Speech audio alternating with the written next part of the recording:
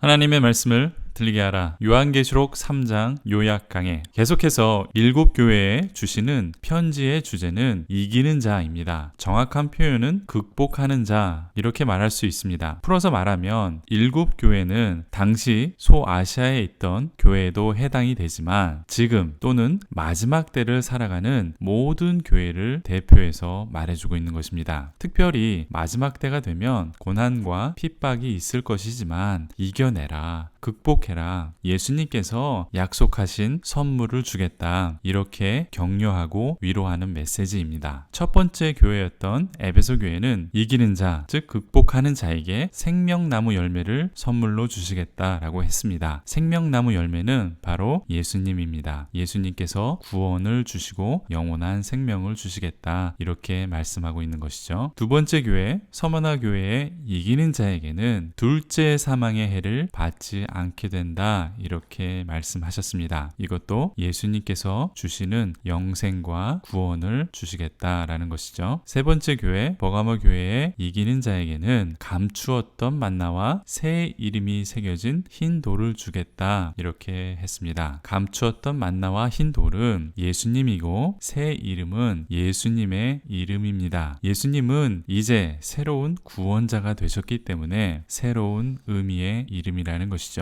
네 번째, 두아디라 교회의 이기는 자에게는 만국을 다스리는 권세를 주시겠다라고 했습니다. 그리고 새벽별을 주시겠다라고 했는데 새벽별도 예수님이시고 만국을 다스리는 권세도 예수님께로부터 오는 권세입니다. 이제 다섯 번째, 사대교회의 이야기가 3장에서 시작을 합니다. 매 교회마다 반복되는 주제, 이기는 자, 이것이 주제라고 했습니다. 그리고 또 반복되는 것이 있는데 예수님이 어떤 분이신지 말씀하시고 이렇게 매번 내용이 시작이 됩니다. 또 이기는 자에게는 예수님을 주신다, 이렇게 반복이 됩니다. 오늘 3장에서도 이 주제를 부여잡고 눈여겨보십시오. 계시록 3장 1절에 보면 사대교회의 사자에게 편지하라. 하나님의 7영과 7별을 가지신 이가 이르시되 라고 되어 있습니다. 이렇게 시작을 하는데 예수님은 어떤 분이십니까? 하나님의 7영과 7별을 가지신 분이라, 이렇게 했습니다. 7영은 천사 또는 성령을 말하기도 합니다. 또 7별은 7교회라고 계시록에서 친절하게 해석을 해주었습니다. 사대 교회에게는 죽은 자라고 했습니다. 살아있는 예수님의 이름을 가졌지만 죽은 믿음을 가진 교회다, 이렇게 책망을 하고 있습니다. 그렇지만 이 죽은 교회에게도 몇몇 흰옷을 입은 성도들이 있다, 이렇게 4절에 말씀하십니다. 이들은 예수님과 함께 다니게 될 것이다 라고 약속하고 있죠. 사대교회의 행위가 악하지만 이 악한 행위를 이기는 자에게는 흰 옷을 입고 그 이름이 생명책에서 결코 지워지지 않게 된다, 이렇게 5절에 말씀하십니다. 즉 예수님의 피로 깨끗하게 되어서 흰옷을 입고 영원한 생명으로 구원을 받게 된다, 이렇게 말씀해주고 있는 것입니다. 다시 말씀드리지만 이에 대한 자세한 내용은 이미 제 요한계시록 강해에서 다루었습니다. 각 절별로 하나하나 자세하게 다루었습니다. 지난 강해의 내용을 보시면 내용이 더 확실해질 것입니다. 이제 여섯 번째 교회 빌라델비아 교회는 7절부터 시작이 됩니다. 여기에도 어김없이 예수님을 소개하는 문장으로 시작을 합니다. 거룩하고 진실하사 다윗의 열쇠를 가지신 이 곧 열면 닫을 사람이 없고 닫으면 열 사람이 없는 그가 이르시되 라고 되어 있습니다. 예수님은 거룩하신 분이고 진리이신 분이고 다윗의 열쇠를 가지신 분이다, 이렇게 말하고 있습니다. 다윗의 열쇠는 영원한 하나님의 나라, 하나님의 왕권을 말하고 있는 것입니다. 예수님은 영원한 통치권을 가지신 분이라고 앞에서 소개가 되어 있습니다. 예수님께서 문을 열고 닫고 이렇게 하나님의 왕권을 주관하시는 분이다,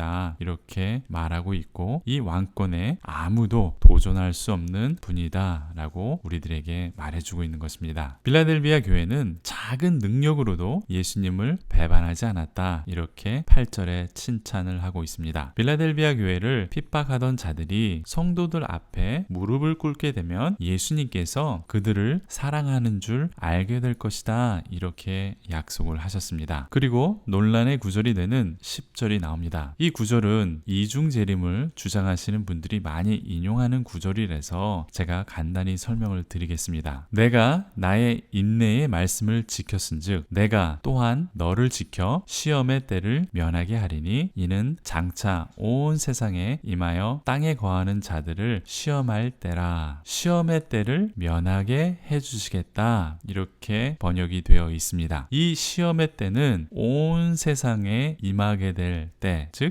대환란을 말하는 것입니다. 그러니까 성도들이 온 세상에 내려오는 대환란 전에 이 환란을 면하게 되니까 이 환란 전에 휴거가 된다. 대환란을 면하게 해주시겠다. 이렇게 주장을 하는 구절입니다. 이 구절만 보면 그렇게 보일 수 있습니다. 그렇지만 한글 성경의 번역의 문제입니다. 너를 지켜 시험의 때를 면하게 하리라 라는 그리스어 원문을 보면 나도 너를 시험의 때에 지켜주겠다, 면하게 해주겠다, 그것이 아니라 지켜주겠다 라는 뜻입니다. 그리스어 원문을 보면 이 단어는 테레소라는 단어가 쓰였습니다. 테레소는 면제시켜주겠다 이런 뜻이 아니라 지켜주겠다, 보호해주시겠다 라는 뜻입니다. 출애굽 때에 10가지 재앙이 이집트에 내려졌지만 히브리인들에게는 그 재앙이 내리지 않고 그 환난에서 보호해주셨다라는 뜻과 저는 같다 이렇게 해석을 합니다. 이러한 시험과 환난을 이기는 자는 12절에 하나님의 성전의 기둥이 되게 하겠다 이렇게 말씀하십니다. 하나님의 성전에서 매우 중요한 기둥이 된다라는 것이죠. 그리고 그 기둥에 하나님의 이름과 새 예루살렘의 이름과 나의 새 이름을 그 위에 기록하시겠다라고 말씀하고 있습니다. 하나님의 이름을 새기는 것은 하나님의 소유가 된다는 뜻입니다. 새 예루살렘의 이름이 새겨지는 것은 천국의 시민권자가 된다는 것입니다. 그리고 나의 새 이름은 예수님의 이름을 말하는 것인데 구원의 이름이 새겨진다라는 것입니다. 여기도 예수님 중심의 말씀입니다.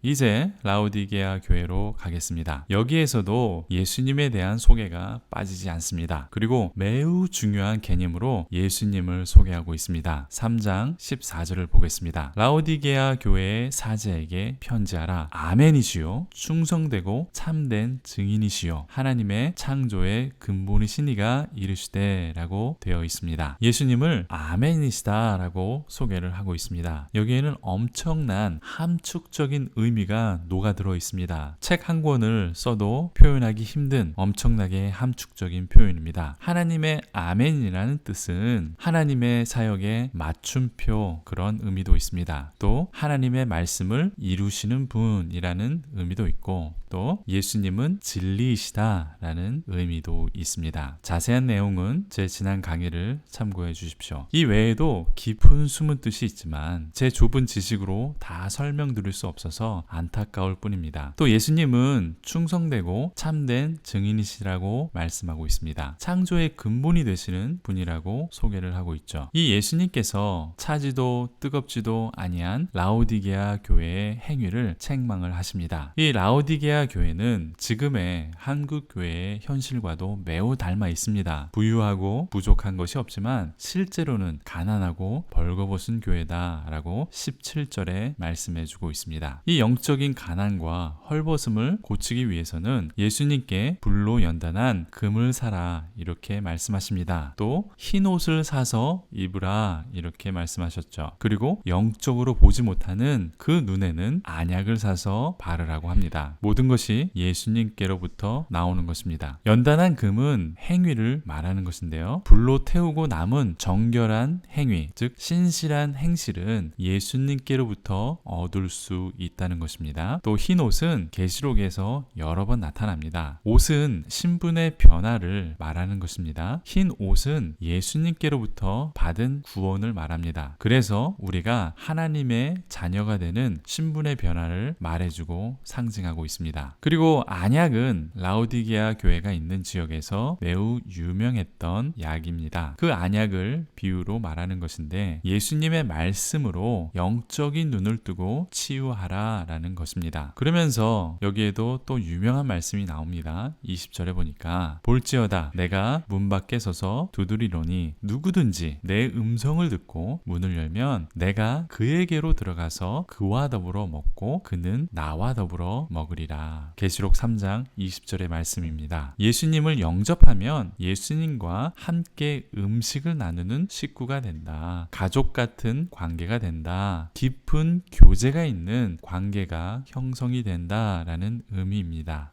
또 빠짐없이 이기는 자가 나타나죠. 정확한 의미는 극복하는 자라고 했습니다. 21절에 이기는 자에게는 예수님의 보좌에 함께 앉게 된다라고 합니다. 예수님께서 이기시고 극복하셔서 하나님의 보좌에 함께 앉은 것처럼 우리도 영적인 가난함과 행위 없는 믿음과 영적 소경을 예수님으로 극복하고 이겨내면 하나님의 보좌에 예수님과 함께 앉게 된다는 소망의 메시지입니다. 이렇게 7교회에 주시는 말씀이 3장으로 끝이 납니다. 소아시아에 있는 7교회는 현대를 살아가는 모든 교회를 상징합니다. 또 앞으로 마지막 환난의 시대에 살아가는 교회를 말하기도 하는 것이죠. 다시 말하면 이 말씀은 우리들에게 주시는 말씀입니다. 이 7교회의 주제는 칭찬과 책망이 아닙니다. 예수님입니다. 그 예수님께서 우리에게 이기는 자가 되라, 극복하는 자가 되라, 이렇게 말씀해 주십니다. 그것이 주제가 되는 것이죠. 마지막 때를 살아가는 우리가 예수님을 바라보고 예수님께서 주시는 소망의 그 약속을 바라보고 환난과 고난의 현실을 이겨내라, 이러한 격려의 메시지가 바로 7교회에 주시는 메시지입니다. 도움이 되셨습니까? 질문이나 다른 의견이 있으시면 댓글을 남겨주십시오. 또 구독과 좋아요를 눌러주시면 계속해서 예수 중심, 말씀 중심의 강의를 들으실 수 있습니다. 제 강의가 좋았고 도움이 되셨다면 주변 분들에게 추천을 해주십시오. 감사합니다.